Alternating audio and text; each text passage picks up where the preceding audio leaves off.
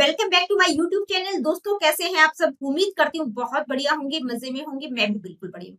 तो जैसा कि आप सभी जानते हैं, हमने DSSB-PRT से रिलेटेड एक पेडागोजी सीरीज स्टार्ट की है। लेकिन यहाँ पर मैं आप लोगों को हर वीडियो में यही बताती हूँ कि ये जो पेडागोजी सीरीज है न केवल DSSB-PRT वाले बच्चों के लिए है, बल्कि जो स्टूडेंट्स बीएड एमएड एजुकेशन में नेट का प्रिपरेशन कर रहे हैं, इसके अलावा सीटेट एचटेट या किसी अदर स्टेट के टेट के लिए प्रिपरेशन कर रहे हैं, या किसी टीचिंग एग्जाम चाहे एनवीएस केवीएस के लिए तैयारी कर रहे हैं, तो उन सभी बच्चों के लिए जहां पर भी आप लोगों से पेडागोजी पूछी जाती है, वहां पर ये सीरीज आप लोगों को बहुत ज्यादा हेल्प करेगी। तो चलिए जी स्टार्ट करते हैं आज की इस वीडियो को। आज की इस वीडियो में आप सभी जानते हैं, हमने आईसीटी का टॉपिक स्टार्ट किया था। आईसीटी का जो फर्स्ट पार्ट है वो हम किस संदर्भ में बात कर रहे हैं? आईसीटी यानी कि information and communication technology for teaching and learning. तो टीचिंग और लर्निंग के संदर्भ में हम आईसीटी को डिस्कस कर रहे हैं। और मैंने आप लोगों को पहली ही वीडियो में बताया था कि information and communication technology for teaching learning वाला जो पार्ट रहेगा, उसमें हम ये 11 सब टॉपिक्स में आप लोगों को कवर करवाऊंगी, जिनमें से मैं ये 6 सब टॉपिक्स आप लोगों को कवर करवा चुकी हूँ 2 वीडियोस के अंतर्गत। ठीक है, आज की वीडियो में हम ये 7th 8th 9th 10th और 11th, ये 7 to 11th, ये सारे के सारे सब टॉपिक्स आज की वीडियो में मैं कवर करूंगी।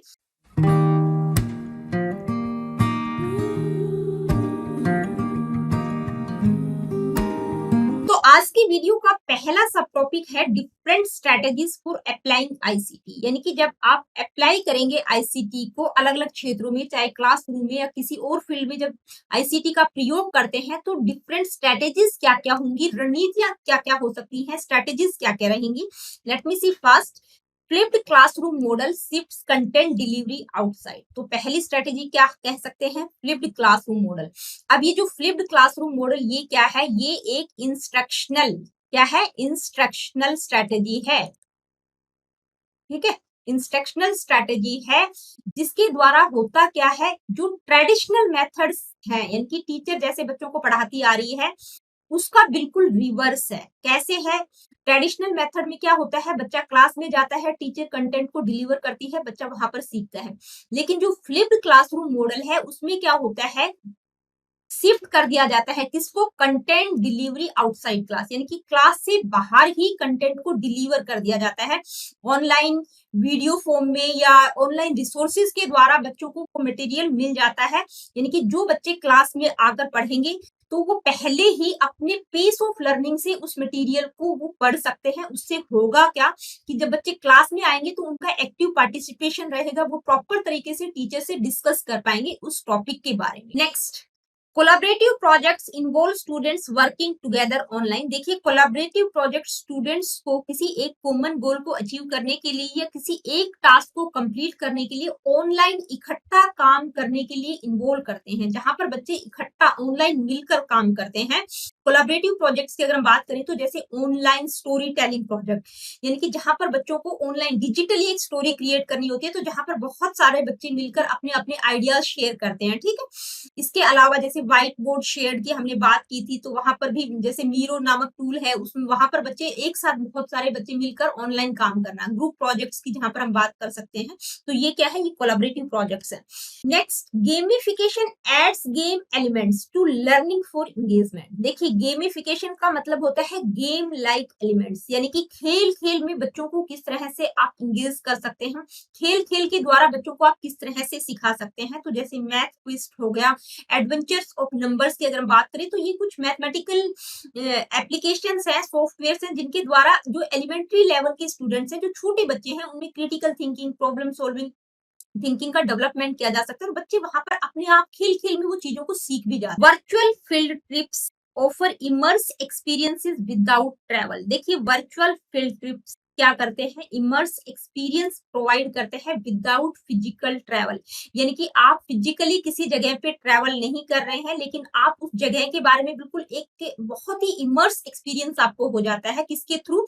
वर्चुअल फील्ड ट्रिप्स के थ्रू। ठीक है, अब ये वर्चुअल फील्ड ट्रिप्स में एक टीचर क्या करती है? 3D एनिमेशन का प्रयोग करती है। जैसे आपको एंशिएंट इजिप्ट के बारे में जानना है, तो अगर एक टीचर जो है इजिप्ट के बारे में, उसकी हिस्ट्री के बारे में, सिविलाइजेशन के बारे में 3D एनिमेशन के थ्रू कोई मूवी अगर आपको दिखा देती है 3D एनिमेशन का प्रयोग करके, तो आपको लगेगा कि आप वहीं पर उस जगह पर ही हैं। ठीक है, तो वो क्या होते हैं? वर्चुअल फील्ड ट्रिप्स, यानी कि आप फिजिकली वहां पर ट्रेवल नहीं कर रहे, लेकिन आपको उस चीज के बारे में अच्छे से नॉलेज हो गई है। Next, online discussions increase participation and Pir learning. देखिए ऑनलाइन डिस्कशंस किसमें हेल्प करते हैं, पार्टिसिपेशन और पीर लर्निंग के लिए इंक्रीज करते हैं।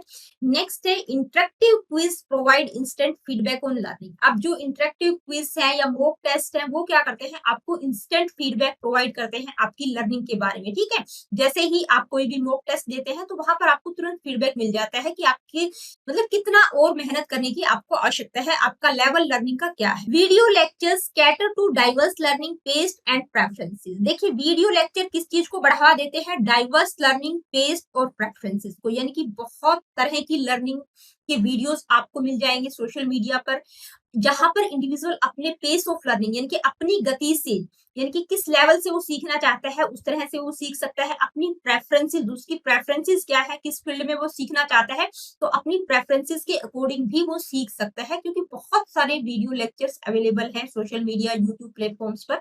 ई portfolios showcase student work and progress. देखिए ई पोर्टफोलियोज का मतलब क्या होता है, इलेक्ट्रॉनिक पोर्टफोलियोज। ये क्या होते हैं, डिजिटल कलेक्शन होता है किसी भी स्टूडेंट के वर्क और अचीवमेंट्स का।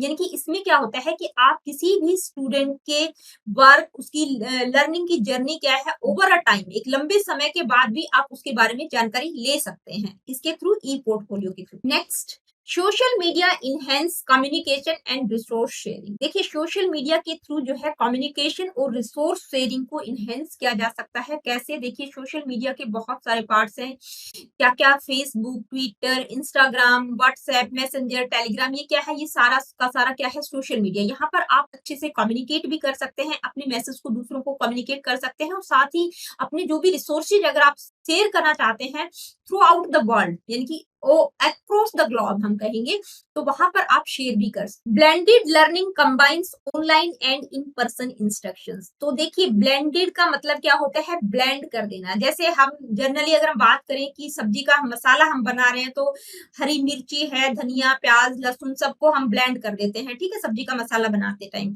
तो इसमें भी क्या होता है ब्लेंडेड लर्निंग में, यानी कि किसको कंबाइन किया गया है, ऑनलाइन और इन पर्सन इंस्ट्रक्शंस को। यानी कि टीचर क्या करती है, फेस टू फेस भी बच्चों से इंटरेक्ट हो रही है, एक क्लास में टीचर बच्चों को पढ़ा रही है, टेक्स्ट का भी प्रयोग करिए, इमेजेस का भी प्रयोग करिए, साथ ही online resources, digital resources, video वगैरह का भी वो प्रयोग करिए। तो सबको मिक्स करके जब एक टीचर क्लास में पढ़ाती है, जैसे जेनेटिक्स का कोई टॉपिक बच्चों को, बायोलॉजी का कोई टॉपिक बच्चों को रिप्रोडक्शन का समझा रही है, तो वो क्या करिए, टेक्स्ट का भी प्रयोग करिए, इमेजेस का भी प्रयोग करिए, साथ ही रिप्रोडक्शन से रिलेटेड बच्चों को वीडियो भी दिखा रही है, तो वो क्या हो गई, ब्लेंड लर्निंग। तो दोस्तों ये थी डिफरेंट स्ट्रेटेजीज क्या होंगी जब आप आईसीटी को अप्लाई करते हैं, तो इन स्ट्रेटेजीज का प्रयोग किया जा सकता है। अब जो नेक्स्ट सब टॉपिक है वो है select appropriate ICT to teach the topic. यानी कि किसी पर्टिकुलर टॉपिक को टीच करने के लिए एप्रोप्रिएट आईसीटी टूल का सिलेक्शन आप किस तरह से करेंगे।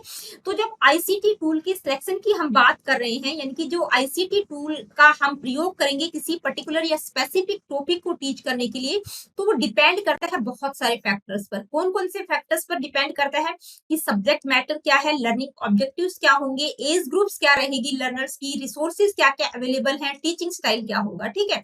यानी कि एक ही टूल का प्रयोग नहीं कर सकते हर जगह पर, हर सब्जेक्ट मैटर के लिए या अलग अलग एज ग्रुप के बच्चों के लिए एक ही टूल का प्रयोग नहीं किया जा सकता। यहाँ पर बहुत सारे आईसीटी टूल्स हैं जहां पर हम कुछ कॉमन टूल्स की बात करेंगे, ठीक है, और साथ ही उनका पोटेंशियल एप्लीकेशन क्या रहेगा, टीचिंग डिफरेंट टॉपिक्स, यानी कि अलग अलग टॉपिक्स को पढ़ाने में उनको किस तरह से अप्लाई किया जा सकता है, उनकी हम बात करेंगे। तो ये डिपेंड किस पर करेगा कि जो भी टूल आपके लिए सुटेबल है, आपके पेस और प्रेफरेंसेस के अकॉर्डिंग है, उसका सिलेक्शन किया जा सकता है।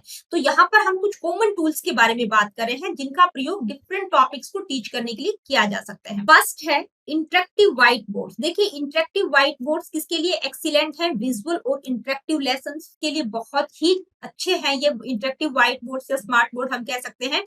इनके द्वारा बहुत सारे क्या क्या सब्जेक्ट्स हम इनके द्वारा इंटरेक्टिव व्हाइट बोर्ड्स का प्रयोग करके पढ़ा सकते हैं, जहाँ पे लिखने का काम बहुत ज्यादा होता है, समझाने का काम रहता है, विजुअल मतलब विजुअलाइजेशन से रिलेटेड जो चीजें होती हैं, जैसे बच्चों को वीडियो फॉर्म में भी चीजें दिखानी होती है, तो वहां पर ये बहुत हेल्प करते हैं। जैसे मैथमेटिक्स की अगर हम बात करें, साइंस, हिस्ट्री, ज्योग्राफी में हमें कुछ समझाना है, बच्चों को ग्लोब के बारे में बताना है, तो वहां पर क्या हेल्प करेंगे, इंटरेक्टिव व्हाइट बोर्ड। तो इस तरह के सब्जेक्ट्स को टीच करने के लिए इंटरेक्टिव व्हाइट बोर्ड टूल्स का प्रयोग किया जा सकता है। नेक्स्ट है कंप्यूटर सिमुलेशन और वर्चुअल लैब्स। तो देखिए इनका प्रयोग, ये जो आईसीटी टूल्स है, इनका प्रयोग कहां पर किया जा सकता है, कॉम्प्लेक्स साइंटिफिक कॉन्सेप्ट्स को टीच करने के लिए और conducting experiments in a safe and control virtual environment. They can be used for subject like physics, chemistry and biology. तो कंप्यूटर सिमुलेशन की अगर हम बात करें, तो जैसे फ्लाइट सिमुलेशन की हम बात कर रहे हैं, यानी कि प्रैक्टिकल नॉलेज प्रोवाइड करना वर्चुअल इन्वायरमेंट में, यानी कि एक आभासी वातावरण में प्रैक्टिकल अंडरस्टैंडिंग बच्चों को देना, वो क्या होता है, सिमुलेशन। तो ये कंप्यूटर सिमुलेशन में, जैसे फ्लाइट सिमुलेशन की अगर हम बात करें, तो यहाँ पर जैसे कोई बच्चा पायलट बनना चाहता है, तो उसको क्या है, डायरेक्ट एक्सपीरियंसेस नहीं दिए जाते, वर्चुअल इन्वायरमेंट क्रिएट करके उसको उस चीज के बारे में नॉलेज प्रोवाइड की जाती है। इसी तरह फिजिक्स, केमिस्ट्री और बायोलॉजी के लिए वर्चुअल लैब बने हुए हैं। जैसे बायोलॉजी की अगर हम बात करें, ह्यूमन एनाटॉमी यानी कि मानव संरचना के बारे में जब बच्चों को सिखाना है, तो वहां पर आप बच्चों को किसी ह्यूमन बॉडी के ऊपर एक्सपेरिमेंट करके नहीं सिखाएंगे, वहां पर 3D एनिमेशन का प्रयोग करके ऑर्गन्स, टिश्यूज, जो भी मसल्स, बोन्स के बारे में बच्चों को नॉलेज प्रोवाइड की जाती है, ठीक है, 3D मॉडल्स के प्रयोग के द्वारा, यानी कि वर्चुअल लैब बने होते हैं, वहां पर बच्चों को प्रैक्टिकल एक्सपीरियंसेस की नॉलेज प्रोवाइड की जाती है। नेक्स्ट है एजुकेशनल सॉफ्टवेयर। देखिए स्पेसिफिक सॉफ्टवेयर एप्लीकेशन का प्रयोग किया जा सकता है, जैसे आप प्रोग्रामिंग यानी कि कोई भी कंप्यूटर लैंग्वेज या प्रोग्रामिंग करवा रहे हो, ग्राफिक डिजाइन और 3D मॉडलिंग के लिए किसी भी एजुकेशनल सॉफ्टवेयर का प्रयोग किया जा सकता है। ऑनलाइन लर्निंग प्लेटफॉर्म्स, देखिए ऑनलाइन भी बहुत सारे लर्निंग प्लेटफॉर्म्स हैं, जैसे मॉडल है, कैनवास है, कोर्सेरा है, गूगल क्लासरूम है। ये क्या करते हैं, ये लर्निंग प्लेटफॉर्म्स हैं, ऑनलाइन लर्निंग प्लेटफॉर्म्स हैं, जो क्या करते हैं, to teach a wide range of subjects, यानी कि बहुत सारे सब्जेक्ट्स को पढ़ाने के लिए इन ऑनलाइन लर्निंग प्लेटफॉर्म्स का भी प्रयोग किया जा सकता है। Next, podcast and audio books. देखिए आए दिन आप लोग यूट्यूब पर किसी न किसी इंडिविजुअल का पॉडकास्ट और ऑडियो बुक्स की अगर हम बात करें, तो कुकू एफएम पर बहुत सारी ऑडियो बुक्स अवेलेबल हैं। तो पॉडकास्ट और ऑडियो बुक्स का भी प्रयोग किया जा सकता है किस तरह की टीचिंग के लिए, जैसे लिटरेचर को पढ़ाना है, लैंग्वेज, आर्ट या इवन हिस्ट्री को पढ़ाने के लिए भी इनका प्रयोग किया जा सकता है। ऑडियो बुक्स में क्या होता है, ऑडियो बेस्ड कंटेंट होता है, ठीक है, यानी कि आप सुन सकते हैं उस टॉपिक के बारे में। नेक्स्ट कौन सा आईसीटी टूल है, वीडियो कॉन्फ्रेंसिंग टूल्स। तो देखिए वीडियो कॉन्फ्रेंसिंग टूल्स का प्रयोग रिमोट लर्निंग और हाइब्रिड लर्निंग के लिए किया जा सकता है, यानी कि जो लोग दूर दराज के क्षेत्रों में है, एक साथ आकर मीटिंग नहीं कर सकते, तो ऑनलाइन मीटिंग आप लोगों की ले सकते हैं वीडियो कॉन्फ्रेंसिंग के थ्रू। इसके लिए कौन कौन से सॉफ्टवेयर का प्रयोग किया जा सकता है, Google Meet, Zoom, Microsoft Team, इन सब का प्रयोग करके हम क्या कर सकते हैं, वीडियो कॉन्फ्रेंसिंग कर सकते हैं। और ये क्या करता है, enable synchronous online classes and collaborative project, यानी कि कोलैबोरेट कर सकते हैं और सिंक्रोनियस ऑनलाइन क्लासेस को भी इनेबल करता है। अब सिंक्रोनियस ऑनलाइन क्लासेस का मतलब क्या है, real time communication. Real time communication का मतलब है कि भाई मैं जैसे गूगल या जूम पर मैं आप लोगों की ऑनलाइन क्लास ले रही हूँ, आप लोगों से फेस टू फेस इंटरेक्ट कर पा रही हूँ, आप जो कुछ भी मुझसे पूछेंगे मैं तुरंत आप लोगों को आंसर करूंगी, तो वो क्या है, सिंक्रोनियस ऑनलाइन क्लासेस होती है, यानी कि रियल टाइम कम्युनिकेशन, जैसे ही आपने पूछा मैंने तुरंत आंसर। मोबाइल एप्स, देखिए मोबाइल एप्स का प्रयोग भी किया जा सकता है, यानी कि मोबाइल पर बहुत सारे एजुकेशनल एप्स अवेलेबल हैं, चाहे आपके पास एंड्रॉयड डिवाइस है या आईफोन है, तो वहां पर आपके पास बहुत सारे एजुकेशनल एप्लीकेशन अवेलेबल्स हैं, ठीक है, मोबाइल एप्स अवेलेबल हैं जो कि मोबाइल पर ही चल सकते हैं, और वो क्या करते हैं, covering a wide range of subjects, यानी कि बहुत सारे सब्जेक्ट्स को कवर करते हैं। बहुत सारे एजुकेशनल एप्लीकेशन है अलग अलग सब्जेक्ट पर बने हुए हैं, from language learning to math drills, यानी कि लैंग्वेज से लेकर मैथ की ड्रिल्स तक, यानी कि मैथ सीखना चाहें, लैंग्वेज सीखना चाहें, कोई पर्टिकुलर सब्जेक्ट, दूसरा साइंस, मैथ, इकोनॉमिक्स, किसी भी सब्जेक्ट, यानी कि वाइड रेंज ऑफ सब्जेक्ट्स को वो कवर करते हैं। तो यहाँ पर हमने कुछ कॉमन आईसीटी टूल्स और उनका पोटेंशियल एप्लीकेशन क्या रहेगा उसकी बात की है। अब ये डिपेंड करेगा कि आप किस तरह से सेलेक्ट करेंगे, ये आप पर डिपेंड करेगा कि आपकी प्रेफरेंसेस क्या है, आपका पेस ऑफ लर्निंग क्या है, उसी के अकॉर्डिंग आप किसी भी आईसीटी टूल का प्रयोग कर सकते हैं। आगे बढ़ते हैं, नेक्स्ट जो सब टॉपिक है वो है challenges in using ICT teaching and learning, यानी कि जब शिक्षण अधिगम के क्षेत्र में हम ICT information and communication technology का प्रयोग करते हैं तो कुछ ना कुछ चैलेंजेस भी होते हैं, यानी कि कुछ ना कुछ बाधाएं भी आती हैं। वो क्या क्या है, चैलेंजेस कौन कौन से हो सकते हैं। फर्स्ट है डिजिटल डिवाइड। देखिए डिजिटल डिवाइड का मतलब unequal access to technology among students, यानी कि जो स्टूडेंट्स हैं वो टेक्नोलॉजी को इक्वली एक्सेस नहीं कर पा रहे। एक एग्जांपल से समझते हैं, मान लीजिए दो बच्चे हैं, एक बच्ची का नाम है सारा और दूसरा जो बच्चा है वो है अली। अब ये जो लड़की है सारा, इसकी जो फैमिली है काफी रिच है।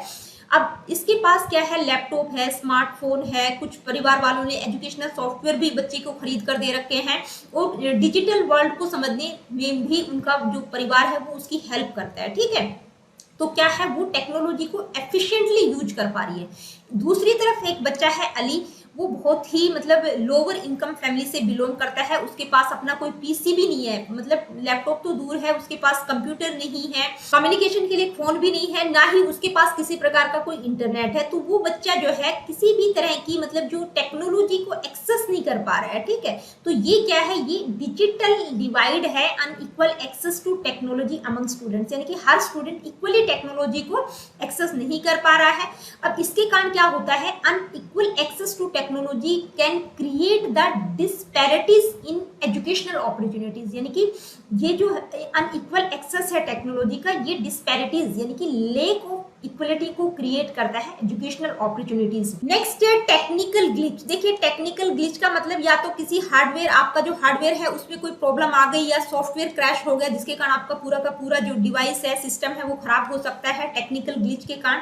कनेक्टिविटी इश्यू हो सकता है, अगर आपके पास इंटरनेट कनेक्शन अच्छा नहीं है तो आप ऑनलाइन लर्निंग के बारे में सोच ही नहीं सकते। नेक्स्ट है सिक्योरिटी कंसर्न भी रहता है, यानी कि protecting student data and online privacy, यानी कि स्टूडेंट्स का जो डाटा है उसको सिक्योर रखना बहुत इंपॉर्टेंट है, ठीक है। ऑनलाइन प्राइवेसी होना बहुत जरूरी है। ट्रेनिंग गैप, ट्रेनिंग गैप्स की अगर हम बात करें तो टीचर्स के कॉन्टिन्यूस स्किल डेवलपमेंट पर फोकस किया जाना चाहिए, यानी कि टीचर्स को टेक्नोलॉजी ट्रेंड से अप टू डेट रहना चाहिए, नहीं तो वो बिल्कुल पिछड़ जाएंगे, बच्चों को उस चीज के बारे में नॉलेज प्रोवाइड नहीं कर पाएंगे। नेक्स्ट है मेंटेनेंस कॉस्ट। देखिए मेंटेनेंस कॉस्ट भी जरूरी है, क्योंकि जो टेक्नोलॉजी का आप प्रयोग करे हैं उसको अपकीप यानी कि रख रखाव के लिए रिक्वायर्ड रिसोर्सेज भी होने चाहिए। अगर रिसोर्सेज नहीं होंगे तो आप उसको प्रॉपर तरीके से देखभाल नहीं कर पाएंगे। नेक्स्ट है over emphasis on technology, maintaining a balance with traditional method. देखिए बहुत ज्यादा एम्फसाइज करना टेक्नोलॉजी पर, ये भी गलत है, यानी कि ट्रेडिशनल मेथड और टेक्नोलॉजी के बीच एक बैलेंस होना चाहिए, दोनों का प्रयोग प्रॉपर तरीके से करना चाहिए। लिमिटेड स्टूडेंट एंगेजमेंट, यानी कि कुछ स्टूडेंट ऐसे हैं जो रजिस्ट करते हैं टेक्नोलॉजी बेस्ड लर्निंग को, यानी कि वो सीखना ही नहीं चाहते टेक्नोलॉजी के थ्रू या टेक्नोलॉजी का प्रयोग ही नहीं करना चाहते। तो ये क्या है, ये कुछ चैलेंजेस हैं। तो टीचिंग और लर्निंग में जब आईसीटी का प्रयोग किया जाता है तो ये कुछ चैलेंजेस हो सकते हैं, ठीक है। नेक्स्ट सब टॉपिक क्या है, आइए देखते हैं। इम्प्लीकेशंस फॉर यूजिंग आईसीटी, यानी कि जब आईसीटी को यूज कर रहे हैं तो उसकी इम्प्लीकेशंस क्या क्या हो सकते हैं, उसके निहितार्थ क्या क्या हो सकते हैं, फायदे क्या होंगे, ठीक है।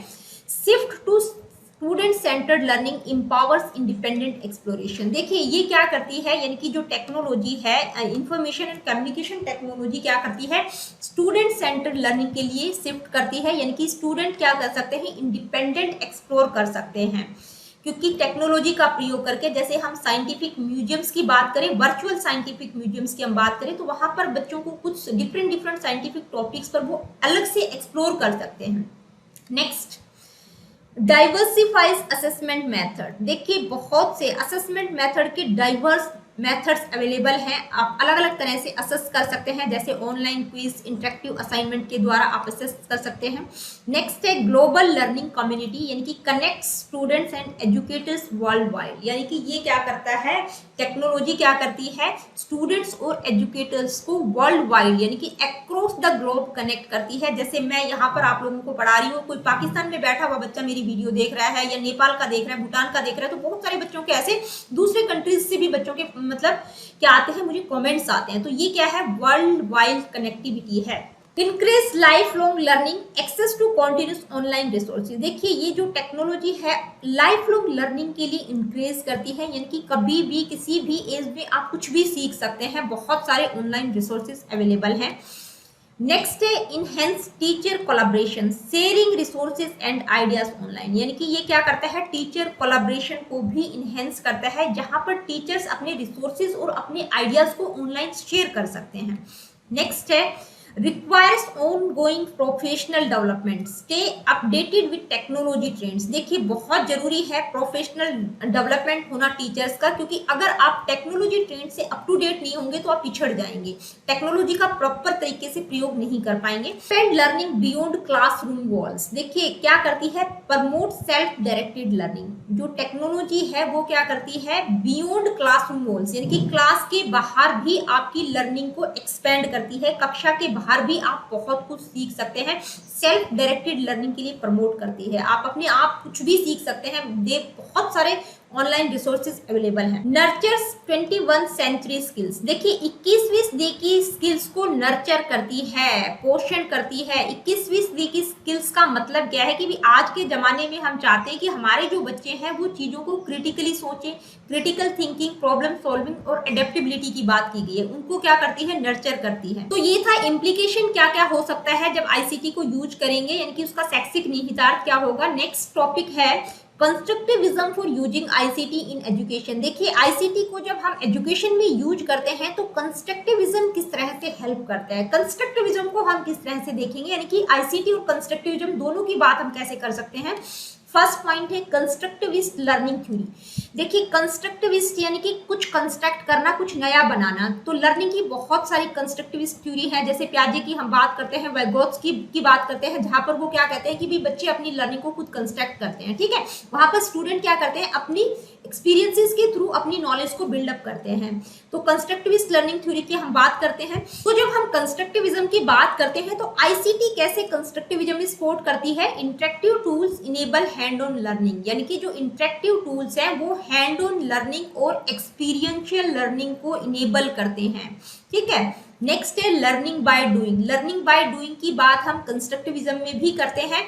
और जब हम आईसीटी की बात कर रहे हैं तो सिमुलेशन और वर्चुअल एक्सपेरिमेंट क्या करते हैं, रीइंफोर्स करते हैं कॉन्सेप्ट्स को। सिमुलेशन क्या होता है, वर्चुअल लैब या वर्चुअल एक्सपेरिमेंट क्या होता है, वो मैं पिछली ही स्लाइड में आप लोगों को बता चुकी हूँ। नेक्स्ट है कोलैबोरेटिव लर्निंग। देखिए कोलैबोरेशन की बात हम कंस्ट्रक्टिविस्ट अप्रोच में भी करते हैं, कोलैबोरेशन की बात वाइगोत्स्की ने भी की है।